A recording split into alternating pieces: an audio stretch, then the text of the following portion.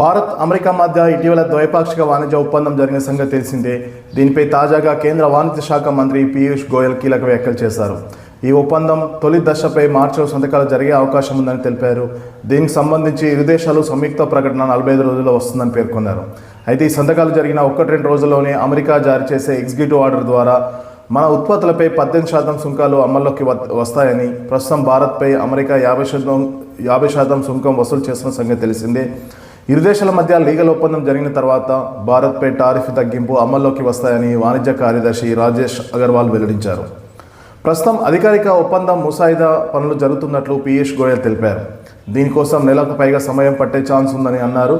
వాణిజ్య ఒప్పందానికి సంబంధించి మొదటి దశపై మార్చిలోనే సంతకాలు జరగవచ్చని గోయల్ తెలిపారు.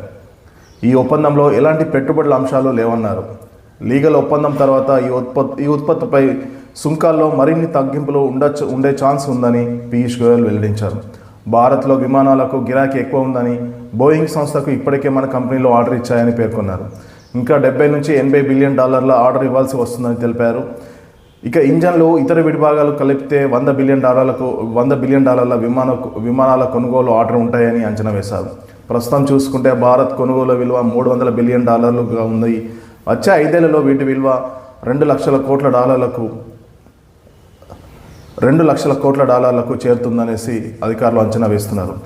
ఇతర దేశాల నుంచి వచ్చే చమురు, ఎల్పీజీ, ఎల్ఎన్జీ, ఐసీటీ ఉత్పత్తులు మరియు డేటా సెంటర్ సామాగ్రి లాంటివి అమెరికా నుంచి కొనుగోలు చేయనున్నాం.